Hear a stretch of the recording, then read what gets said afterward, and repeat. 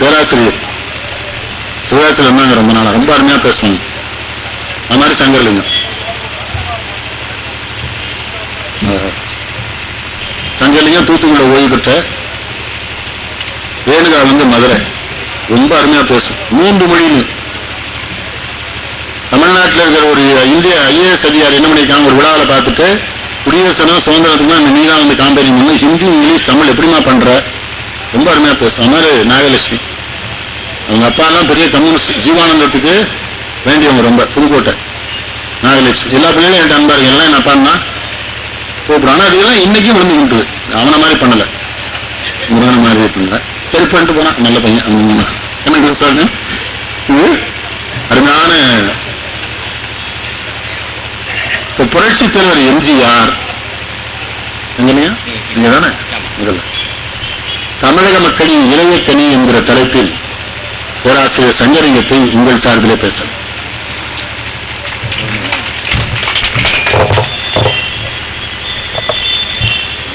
சொல்லின் செல்வர், தமிழ் கடல், மரபு கவிதைக்கும் புது கவிதைக்கும் பாலம் அமைத்து புது கவிமரபை உருவாக்கிய கவி சித்தர் ஐயா நடுவர் அவர்களே, இவ்வளவு எளிதான பேச்சிலும் எல்லாரையும் சிரிக்க வைக்க முடியும் என்று சிரிக்கவும் சிந்திக்கவும் வைத்துக் கொண்டிருந்த உங்களுக்கு கீழ் பேசுவதை நாங்கள் மிக பெருமையாக கருதுகிறோம். புரட்சி தலைவி டாக்டர் அம்மா பேரவையினுடைய அந்த இலக்கிய அமைப்பின் சார்பாக மக்கள் திலகத்தின் 95வது பிறந்த நாளை மிக அருமையான ஒரு தலைப்போடு கொண்டாடுகின்ற அவரது ரத்தத்தின் ரத்தமான உடன்பிறப்புகளே, நடுவர் அவர்கள் மறந்து போன ஒரு செய்தியை நினைவுபடுத்தினார்கள். 1980ஆம் ஆண்டு பிப்ரவரி மாதம் புரட்சி தலைவரின் ஆட்சி கலைக்கப்பட்டது. சொன்னார்கள், கலைக்கப்பட்டவர்களெல்லாம் கலங்கி போயிருந்தார்கள் என்று. 3 மாசம் பிப்ரவரியில் ஆட்சி கலைந்தது. மார்ச் ஏப்ரல் 3வது மாசம் மீண்டும் அரியணை. அநேகமாக உலக வரலாற்றிலே இழந்த ஆட்சியை 3 மாதங்களிலே எந்த விதமான முகாரியும் பாடாமல் ஒரு தலைவன் பெற்றிருப்பார் என்றால் அது மக்கள் திலகம் புரட்சி தலைவர் ஒருவராகத்தான் இருந்திருக்க முடியும். அத்துணை நம்பிக்கை தமிழகம் அவர் மீது வைத்திருந்தது. அவர் திரைப்படத்திற்கு வந்த பிறகு சினிமாவுக்காகவெல்லாம் நடித்தவர் இல்லை. 7 வயசு கும்பகோணம் ஆணையடி பள்ளிக்கூடம், ஒரு அப்பாவி பையன் பைக்கெட்டை வச்சுக்கிட்டு நின்றுகிட்டு இருக்கிறான். ஒரு வலுத்தவன் இவன் பையன் பிடிங்கிட்டு ஓடுறான். அப்பதான் எம்ஜிஆர் பள்ளிக்கூடத்துக்குள்ள வர்றாரு. இவன் பையன் பிடிங்கிட்டு ஓடுனதை பார்த்தாரு, தாம் பையன் தூக்கி எறிஞ்சாரு. எப்போதுமே ஒரு கையில ஏதாவது வச்சிருந்தாருன்னா அடுத்தவனுக்கு ஆபத்துன்னு அது என்னதுன்னு பார்க்க மாட்டாரு, தூக்கி வீசிடுவாரு. அதே போல தாம் பையன் தூக்கி வீசினாரு. பையன் பிடிங்கிட்டு போனான்ல, அவனை ஓடி விரட்டி ஒரே குத்து. அவன் பையன் வாங்கி கொண்டு வந்து இந்த அப்பாவி பையன் கையில கொடுத்துட்டு அவனை தட்டி கொடுத்துட்டு போனாரு. அப்ப அவருக்கு வயசு வெறும் 7. ஆக சமூகத்தில் எங்கே அநீதி நடந்தாலும் தட்டி கேட்கவேங்கிற எண்ணம் அவருக்கு வந்த காரணத்தால் தான் அவர் இன்றைக்கும் தமிழகத்தினுடைய இதயக்கனியாக இருக்கிறார். அவர் பின்னால 72ல கணக்கு கேட்டாரு, 72ல கணக்கு கேட்டாருன்னு எல்லாரும் நினைச்சுக்கிட்டு இருக்கோம். இல்ல, 7லயே கணக்கு கேட்டாரு. 7 வயசுல கணக்கு கேட்டாரு. எப்படி கேட்டாருன்னா, அவர் படிச்ச பள்ளிக்கூடத்துல தண்ணிப்பானை உடைஞ்சு போச்சு. தண்ணிப்பானை உடைஞ்சு போன உடனே ஒரு கண்டிப்பான வாத்தியாரு ஆளுக்கு காலனா போட்டு தண்ணிப்பானையை வாங்கி வைக்கணும்னாரு. எல்லா பையனும் காலனா கொடுத்துட்டான். அத்தனை காலனாவையும் சேர்த்தா ஏன் உயரத்துக்கு தண்ணிப்பானை வாங்கி வைக்கலாம். ஆனா அந்த லீடர் என்ன செஞ்சா, ஒரு சின்ன தண்ணிப்பானையை வாங்கி வச்சான். இவர் வகுப்புக்குள்ள வந்தாரு. நானும் காலனா கொடுத்தோம்ல, மொத்தம் எவ்வளவு பிரிஞ்சது, மொத்தம் எவ்வளவு, ஒரு தொகையை சொன்னான்.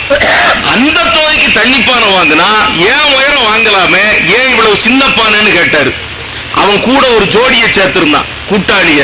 அவன் சொன்னா, அண்ணன் மன்னிச்சுக்கிடுங்க, எடுத்த சின்னம்மா கடையில 2 போண்டா வாங்கி தின்னுட்டோம், மீனில தான் பானை வாங்கினோம்னா விட்டாரு ஒரு குத்து. ஆக கணக்கு கேட்பது என்பது அவருக்கு எப்போ 72ல வந்ததுல 7 வயசுல பள்ளிக்கூடத்தில் கணக்கு கேட்டவர். அரசியலுக்கு வந்த பிறகுலாம் அவர் எதையுமே என்ன செய்யவில்லை. அவர் ஏன் இதயக்கனி என்பதற்காக எழுதப்பட்ட புத்தகங்களை எல்லாம் தேடி பார்த்தேன். ரிக்ஷாக்காரன் படம் பிரமாதமா ஓடுது, வசூல்ல வெற்றி, மக்கள் மத்தியில் எல்லாம் அதுக்கு ஏகோபித்த வரவேற்பு. பார்க்கிறாரு, இதுல தனக்கு கிடைச்ச பணத்தை கொண்டு எந்த ரிக்ஷாக்காரனாக நான் நடித்தேனோ அவன் வாழ்க்கையிலே ஒளியேற்ற வேண்டும்னு நினைச்சாரு. ஒரு நாள் போகிற போது பார்க்கிறாரு, மலையில ஒரு ரிக்ஷா தொழிலாளி நனைந்து கொண்டு போகிறான். சென்னை மாநகரத்தில் இருந்த 6000 ரிக்ஷா தொழிலாளிக்கும் மழை கோட்டு தன் சொந்த செலவில் வாங்கி கொடுத்த ஒரே தலைவர் அவர்தான். மற்றவெல்லாம் என்னென்னலாம் நடிச்சுக்கிட்டே போனா, இவர் ஒருத்தர் தான் ரிக்ஷாக்காரனா நடிச்சாரு. ரிக்ஷாக்காரன் அத்தனை பேருக்கும் மழை கோட்டு வாங்கி கொடுத்தாரு. இன்னொன்னு சொல்லட்டுமா, அந்த ரிக்ஷாக்காரனா நடிச்ச பிறகு ரிக்ஷா இழுக்கிறதுல உள்ள கஷ்டம் என்னன்னு புரிஞ்சுது. கனமான ஆடு 3 பேர் ஏறி உட்கார்ந்துருவான், ஒண்ணும் சொல்ல முடியாது. பார்த்தாரு, பழைய ரிக்ஷாவை வச்சுட்டு கஷ்டப்படுறான், நல்ல ரிக்ஷாவை இவனுக்கு சொந்தமா கொடுக்கணும்னு சொல்லி ரிக்ஷா தொழிலாளர்களுக்காக ஒரு கூட்டுறவு அமைப்பை ஏற்படுத்தி இவரே பணம் போட்டு ரிக்ஷாக்களை வாங்கி கொஞ்சம் கொஞ்சமா அவனை இன்ஸ்டால்மெண்ட் கட்ட சொல்லி சென்னையில் உள்ள அத்தனை ரிக்ஷாக்காரனையும் சொந்த ரிக்ஷாக்காரனாக மாற்றிய உண்மையான ரிக்ஷாக்காரர் அவர். அதனாலதான் அவரு தமிழக மக்களினுடைய இதயக்கனியாக இருந்தார். எத்தனையோ பேர் படம் எடுத்து தோற்று போனாங்க. அசோகன் எப்படி இருந்த ஆளு, தோற்று போறாரு. புரட்சி தலைவர்கிட்ட வாராரு, அண்ணே தோத்து போனேன், கையில ஒண்ணும் கிடையாது, வா உனக்கு ஒரு படம் நடிக்கிறேன். நேற்று இன்று நாளை அது அசோகனை தூக்கி விட்டது. PR பந்துலு எவ்வளவு பெரிய ஆளு, சிவாஜி கணேசன் வச்சு முரடன் முத்து, கப்பலோட்டிய தமிழ, வீரபாண்டிய கட்டபொம்மை எடுத்தாள். அவருக்கு என்ன பிராண்ட் பண்ணியிருந்தான்னா சிவாஜியினுடைய ஒரு ஆஸ்தான இயக்குனர்னு வச்சிருந்தான். ஊத்திக்கிட்டாரு. எம்ஜிஆர் பக்கம் அப்படியே வந்தாரு. வந்த பிறகு எம்ஜிஆர் அவருக்கு ஒரு படம் நடிச்சு கொடுத்தாரு, 1000ல் ஒருவன். போடு போடுன்னு போட்டு PR பந்து அதுவரைக்கும் இழந்த அனைத்தையும் பெற காரணமாக இருந்தது புரட்சி தலைவர். ஆக யார் யாரெல்லாம் இப்படி வாழ்க்கையிலே தோற்று போனார்களோ, பணத்தை இழந்தார்களோ, அவர்களையெல்லாம் கைதூக்கி விட்ட பெருமை அவருக்கு இருந்த காரணத்தால் தான் அவரை இன்றைக்கும் தமிழகம் இதயக்கனி என்று போற்றிக் கொண்டே இருக்கிறது. பெரியவர்களே, அவருடைய ஒவ்வொரு செயலையும் பார்க்கிற போது இவ்வளவு தீர்க்க தரிசனம் ஒரு மனிதனுக்கு இருக்குமா என்று நமக்கு யோசிக்க தோணுது. சிங்கப்பூருக்கு போறார் எம்ஜிஆர். சிங்கப்பூருக்கு போன உடனே சிங்கப்பூர்ல ஒரு பத்திரிகை நிருபர் கேள்வி கேட்கிறான். சில நிருபர் என்ன குசும்புத்தனமா கேள்வி கேட்பான், இவன் அப்படித்தான் கேட்டான். திமுகவினுடைய அரசியல் செல்வாக்கு தான் உங்கள் திரை செல்வாக்குக்கு காரணமோன்னு கேட்டான். அடிச்சாரு பாருங்க சமயோஜிதமா. நான் ராஜகுமாரி படத்தை நடித்த போது அது வசூலில் சாதனை செய்த படம். எப்ப சாதனை செய்ததுன்னா 45 லட்சம் ரூபாயில ஜெமினி வாசன் சந்திரலேகா படத்தை எடுத்து ஓட்டுன்னு ஓட்டிக்கிட்டு இருந்த நேரத்துல ஏன் படம் வெற்றி பெற்றது. அது 1947. அப்ப திமுகவே பிறக்கல. எந்த செல்வாக்கு என்னை உயர்த்தியதுன்னு கேட்டாரு. கேட்ட நிருபர் செத்து போனார். இந்த அளவுக்கு சமயோஜிதமாக நடக்கக்கூடியவர் அவர். நீதிபதி அவர்களே, அவரை போல உலக வரலாற்றில் ஜெயித்தவர்களுடைய பட்டியலை நான் இதுவரைக்கும் பார்க்கல. 67 ஜெயிக்கிறாரு. பல்லாவரம் தொகுதியில ஜெயிக்கிற போது ஒரு மருத்துவமனையில் இருந்தார். ஆண்டிப்பட்டியில இருந்து ஜெயிக்கிறாரு. அமெரிக்காவில் இருக்காரு. உள்ளூர்ல ஓடி ஓடி வேலை செஞ்சாலே டெபாசிட் போகுது. அமெரிக்காவில் புரூக்ளின் மருத்துவமனையில் இருந்து கொண்டு ஆண்டிப்பட்டி தொகுதிக்கு வேட்புமனு தாக்கல் செய்து 25,000 வாக்குகளுக்கும் அதிகமான வித்தியாசத்துல ஒரு தலைவர் ஜெயித்தார் என்றால் யோசிச்சு பாருங்க. முதல்ல பல்லாவரத்தில் அவரை எதிர்த்து நின்ற ரகுபதி எவ்வளவு பெரிய ஆளு, இளைஞர், பெரிய செல்வாக்கு.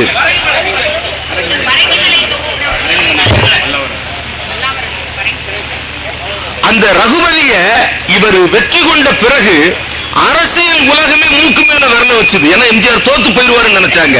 ஆஸ்பத்திரியில் இருக்கிறாரு. அப்பதான் ஐயா சொன்ன மாதிரி அறிஞர் அண்ணா சொன்னாரு, இந்த கனி என் மடியில் வந்து விழாதா என்று எத்தனையோ பேர் யோசித்துக் கொண்டிருந்தார்கள். ஆனால் இந்த கனி என் மடியில் வந்து விழுந்தது, நான் எடுத்து இதயத்தில் வைத்துக் கொண்டேன்னு சொன்னாரு. ஆக இதயக்கனிங்கிற பட்டம் வேற யாரும் கொடுத்ததில்லை, பேரறிஞர் அண்ணா கொடுத்த பெரிய பட்டம். அப்படிப்பட்ட பட்டத்துக்கு சொந்தக்காரராக இருந்தவர் தான் புரட்சி தலைவர் எம்ஜிஆர். உலகத்திலேயே முதலாளியாக எத்தனையோ பேர் இருந்திருக்கிறாங்க. பெரிய வெற்றியை சம்பாதித்து கோடானு கோடி சம்பாதித்த குவித்தவர்கள் எல்லாம் இருக்கிறாங்க. ஆனா யாரும் தன்னிடம் வேலை பார்க்கிற தொழிலாளியை பற்றி இவரை போல நினைத்து பார்த்ததில்லை.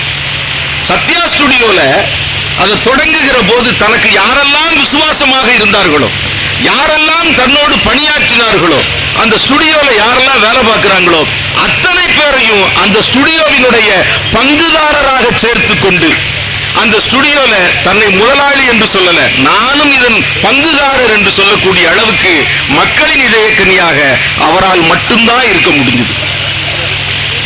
அதனாலதான் அவர் இறந்து போன பிறகு சொத்து சண்டையே வரல. சொத்து சண்டை வரல இல்ல. இப்ப நம்ம தமிழ்நாட்டுல சொத்து சண்டை எங்கெங்கெல்லாம் வந்திருக்குன்னு உங்களுக்கு தெரியும், என்னென்ன சிக்கல் இருக்குன்னு தெரியும். ஆனா அவர் இறந்த பிறகு எந்த பிரச்சனைக்கும் இடம் இல்லாம தன்னுடைய ராமாவரம் தோட்டத்தையும் சத்யா ஸ்டுடியோல ஒரு பகுதியை என்ன பண்ணாருன்னா ஊமை குழந்தைகளினுடைய மறுவாழ்வுக்காக கொடுத்தாரு. தான் சம்பாதித்த மீதி பணத்தை எல்லாம் தன்னுடைய கட்சிக்காக கொடுத்த ஒரே தலைவர் உலகத்தில் அவர் தானே. யோசிச்சு பாருங்க, எந்த வாரிசு சிக்கலுக்கும் இடம் இல்லாம தன்னுடைய சம்பாத்தியம் முழுதையும் அரசியலில் தான் எந்த கட்சியை மக்களிடம் கொண்டு சென்றாரோ அந்த கட்சிக்குரிய தலைமை அலுவலகமாக அலுவலக கட்டடங்களாக மாற்றி அப்படி இந்த மக்களினோட கட்சிக்கு அவர் எல்லா சம்பாதித்த பணத்தை விட்டாரு, கட்டிடம் பணம் கட்டி வாடகைக்கு விட்டார். அப்ப அந்த கட்சி சொத்தை அவரே எடுத்துக்கிடலங்க. நிச்சயமா இல்ல நீதிபதி அவர்களே, அந்த கட்டிடத்தில் பூரா அவர் கம்பெனியே வச்சுக்கிடலங்க. இல்ல நீதிபதி அவர்களே, அந்த கட்டிடத்துக்குள்ளதான் அவர் மனைவியவே விசாரணைக்கு சிபிஐ கூட்டுறவு ஏற்பாடு பண்ணாருன்னு எல்லாம் இல்லாம வந்துருக்கு. சரியா தான் இருக்கு. நீதிபதி அவர்களே, கட்சி சொத்தையே ஒருத்தர் வச்சுக்கிட்டான் ஐயா. அது ஒரு மீனும் கேட்க மாட்டேங்கானே. அன்பழகிட்ட கேட்டேன், இன்னும் எனக்கு அந்த கட்சியில இருக்கேன்னு. நானும் போயிட்டா எல்லாத்தையும் அவனே எடுத்துக்கிட்டு வந்தோம், அதுக்கு தான் அங்கே இருக்கேன். என்ன சொன்னேன்?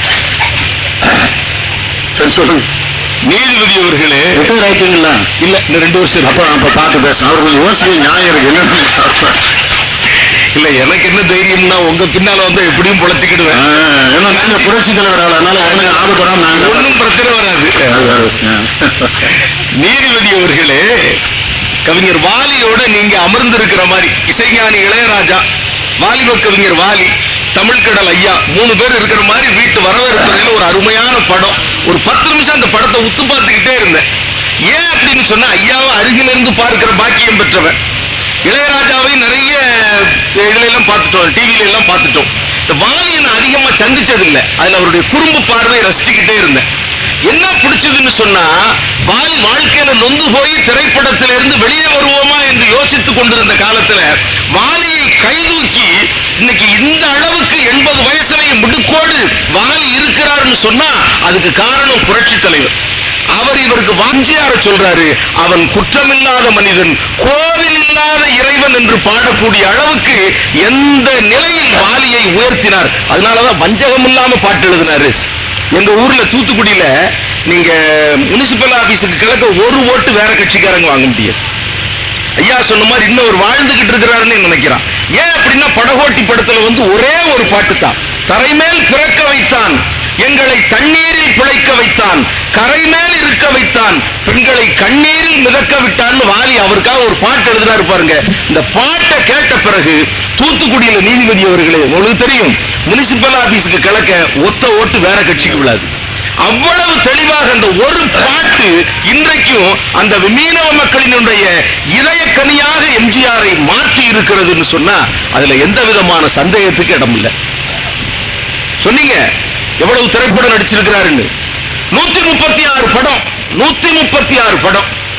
அதுல சரிபாதி 68. ஐயா அடிக்கடி பயங்காட்டிக்கிட்டே இருக்காங்க, கபாலி மாப்பிளைய வச்சுக்கிட்டு எம்ஜிஆரை பத்தி எதுவும் பேசிடாதீங்க, கபாலி மாப்பிளைய வச்சுட்டு. எனக்கு அந்த பயம் வேற உள்ளுக்குள்ள இருக்கு. 68 படம் 100 நாள்களை கடந்து சரிபாதி. வேற எந்த நடிகருக்கு இதுவரைக்கும் இல்ல. 136 படத்துல மிகச்சரியாக 68 படங்கள் 100 நாளை கடந்து ஓடிய படம். அது இல்ல அவருக்கு பெருமை. எது பெருமை தெரியுமா? அந்த 136 படத்துல 2 படம் தான் வயது வந்தோருக்கு மட்டும்ங்கிற படம். மீதி 134 குஞ்சு குருமானோட நாம் எல்லாரும் உட்கார்ந்து பார்க்கிற அளவுக்கு அவர் எடுத்த படம். ஐயா சொன்னாங்க, பட்டுக்கோட்டையார் அதான் புரட்சி தலைவரை பத்தி ஒரு பாடம் வச்சாங்க தமிழ் புஸ்தகத்துல. அதுல புரட்சி தலைவரை பற்றி சொன்னதை விட பட்டுக்கோட்டையை பத்தி தான் நிறைய சொன்னாங்க. ஏன் அப்படின்னு சொன்னா, அவரு தானே தெளிவா எழுதி கொடுத்தாரு. அதாவது மாடா உழைச்சவ வாழ்க்கையிலே பசி வந்திட காரணம் என்ன மச்சான் கேள்வி கேட்கிறாரு. அந்த அம்மா பதில் சொல்லுது, அவன் தேடிய செல்வங்கள் வேற இடத்துல சேர்வதனால் வந்த சொல்லையடி. கேட்கிறாரு ஒண்ணுமே தெரியாத மாதிரி, பஞ்ச பரம்பரை வாழ்வதற்கு இனி பண்ண வேண்டியது என்ன மச்சான்? கஞ்சி கஞ்சி என்றால் பானை நிறையாது, சிந்தித்து முன்னேற வேண்டும்படி.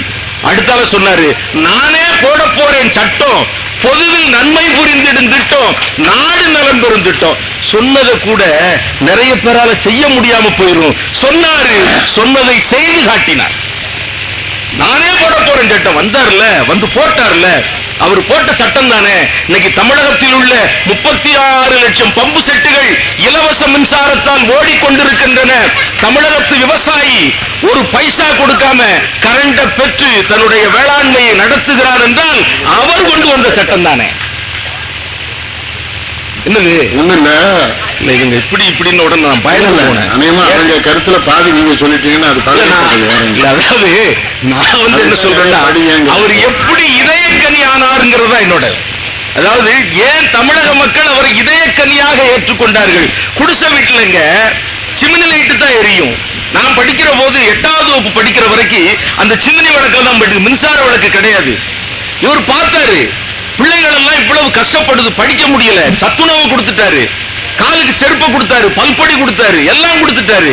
இந்த பிள்ளைகள் சரியா படிக்கல, என்ன காரணம்னு யோசிச்சா வீட்டுல விளக்கு இல்ல, இருக்கிற சிமினி விளக்கு காத்தடித்து அணைஞ்சு போகுது. பார்த்தாரு, எல்லா குடிசைக்கும் இலவசமாக மின்சார விளக்கை கொடு. அந்த விளக்குல படிச்சு இன்னைக்கு பெரிய ஆளானவங்க நீங்க சொன்னீங்களா ஒருத்தரை, அவர் படிக்க வச்சு படிச்சு எங்கேயோ போய் பார்த்துட்டார். அவரால் படிக்க வைத்து பெரியாளாகி, ஆக இன்றைக்கு தமிழகத்தில் உள்ள எல்லா வீடுகளிலும் மின்சார விளக்கு இலவசமாக குடிசைகளில் எரிகின்றது என்றால் அது புரட்சி தலைவர் தமிழகத்து மக்களினுடைய இதயக்கனியாக இருந்தார் என்பதுதான். ஒரே ஒரு தடவை அவர் வரும்போது நான் சின்ன பையன், எங்க அப்பா கூட போய் அவரை பார்க்கணும்னு ஒத்த காலில் நிக்க, அந்த கொள்ள கூட்டத்தில் உன்னால பார்க்க முடியாதுடா, ஊரே திரண்டு வந்து நிக்கும். நீ எங்க கொள்ள கூட்டம் தமிழ்ல மதுரையில அதுக்கு வேற அர்த்தம். மதுரையில சொல்லுவான் நீ கொள்ள கூட்டம் நேமா, அது வந்து நிறைய கூட்டம் பெரிய கூட்டம் அர்த்தம். திருநெல்வேலியில வேற மாதிரி இருக்க போல என்ன வழங்குது. திருநெல்வேலி கூட வந்த உடனே உனக்கும் புத்தி கெட்டு போச்சு. சரி நீங்க பேசுங்க பேசுறாங்க. எங்க அப்பா கூட போனேன் அவரை, அதாவது அப்ப பார்த்தது எனக்கு இன்னும் அப்படியே ஞாபகம் இருக்கு. அப்ப தலையில ஒரு தொப்பி வச்சிருக்கிறது இல்ல, நல்ல சுருட்ட முடி, சந்தன கலர் ஜிப்பா, கருப்பு சிவப்பு கட்டம் போட்ட ஒரு சின்ன துண்டு, இத போட்டுட்டு அவர் அந்த திறந்த கார்ல நின்று வராரு. எனக்கு அப்ப விவரம்லாம் தெரியாது, ஆனா பார்த்து சந்தோஷப்பட்டேன். பள்ளிக்கூடத்துல பூரா 3 நாளா இதே பேச்சு, வாத்தியார் கைய பிச்சுட்டாரு, என்ன எல்லா பீரியட்லயும் இதே பத்தி பேசிக்கிட்டு இருக்கேன்னு. அந்த அளவுக்கு எல்லாருடைய மனதையும் கவர்ந்தவர். விவேகானந்த எழுதினாரு, உங்க அனுமதியோடு அந்த விஷயத்தை சொல்லிடுறேன், நிறைய பேருக்கு தெரிஞ்சிருக்கும். சினிமாவுக்கு போன சித்தாளுன்னு ஒரு நாவல் எழுதினாரு ஜெயகாந்த, குறுநாவல். அந்த நாவல்ல கணவனுக்கு மனைவிக்கு ஒரு பெரிய ஈடுபாடு இருக்காது, 2 பேரும் கட்டட தொழிலாளி.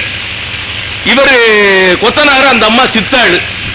அழுத்து சலிச்சு வேலை பார்த்துட்டு வந்து 2ம் படுத்து தூங்கிடும். இவர் ஆசையோட மனைவி பக்கத்துல போனா, போங்க அலுப்பா இருக்குன்னு அந்த பக்கமா திரும்பி படுத்துக்கிடும். தப்பா நினைக்க கூடாது, ஜெயகாந்தன் எவ்வளவு நுட்பமா எழுதினாருன்னு பாருங்க. ஒரு நாள் அந்த அம்மா வந்து ஆசையோட தன் கணவனை ஆற தழுவும்.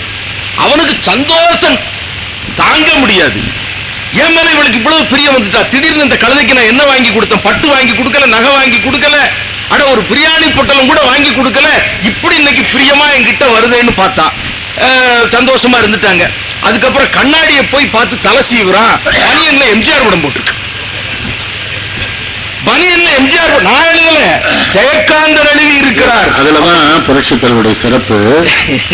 இவரை பத்தி கொஞ்சம் அது தப்பா தான் எழுதுறாரு அவர் ஜெயகாந்தன். வேறொருத்தனா கோவப்படுவான், நினைச்சா அடிச்சிருவான் ஆளை வச்சு. இவர் என்ன பண்ணார் தெரியுமா, ஜெயகாந்தனுக்கு போன் பண்ணி கூப்பிட்டு நான் உங்களை ஒரு நாள் பார்க்கணுமேங்கிறார். அதான் எம்ஜிஆர். எவன் தனக்கு எதிராக அசிங்கமா ஆபாசம் எழுதுறானா அவனையே கூப்பிட்டு நான் உங்களை சந்திக்கணுமேங்கிறார். ஜெயகாந்தன் அப்ப சந்திக்க மாட்டேன்ட்டார். இப்ப கருணாநிதி கூட ஜெயகாந்தன் அட்ரஸ் என்னன்னு கேட்டிருக்காரு. இப்ப ஜெயகாந்தன் கேட்டிருக்காரு, அவன் அட்ரஸ் என்னன்னு எனக்கு கேட்டு முதல்ல சொல்லிட்டு இருக்காரு யாரு, கருணாநிதி. ஆனா கடைசியில ஒரு மகன் சரியில்லை, கருணாநிதியை போய் 1.5 லட்ச ரூபா வாங்கிட்டார். சிங்கம் மாதிரி இருந்தவர். மனிதர்கள் பலவீனத்துக்கு ஆள்படும் போது யார்ட்டா போய் மாட்டிக்கிறான். ஏன்ட ஒருத்தன் கேட்டான், அப்படி ஒரு சூழ்நிலை வந்து என்ன பண்ணுவேன், நான் செத்து போயிடுவேன்டான்னு. செத்து போயிடுவேன், கருணாநிதியை பார்க்கணும், அதோட செத்துருவேன்டா. யாரை பார்க்கணும் அர்த்தம் இல்லையா? சொல்லுங்க.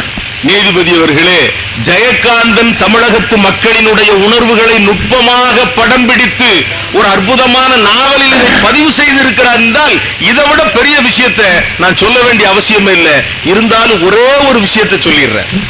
அவர் எழுதின, அவருக்காக எழுதப்பட்ட எல்லா பாட்டுகள்லையும் ஒரு பாட்டு எனக்கு ரொம்ப பிடிக்கும். என்ன பாட்டு அப்படின்னா, அந்த பாட்டை எல்லாரும் வாலி எழுதுனது, கண்ணதாசன் எழுதுனதுன்னு குழப்பிக்கிட்டு இருந்தாங்க. உண்மையிலேயே அதை எழுதுனது யாருன்னா மருதகாசி விவசாயின்னு ஒரு பாட்டு எழுதினார்.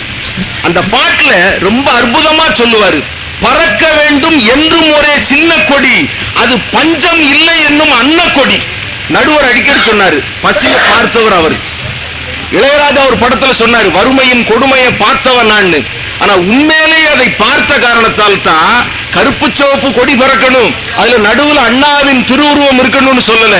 நான் ஆட்சிக்கு வந்தாலும் இங்கு பறக்க வேண்டிய கொடி பஞ்சம் இல்லை என்னும் அன்னக்கொடி என்று சொன்ன காரணத்தால் அவர் தமிழக மக்களின் இதயக்கனியாக இன்னைக்கு இல்ல, இன்னும் 300 வருடங்கள் கழித்தாலும் இருப்பார் இருப்பார் என்று சொல்லி வாய்ப்புக்கு நன்றி கூறியமை.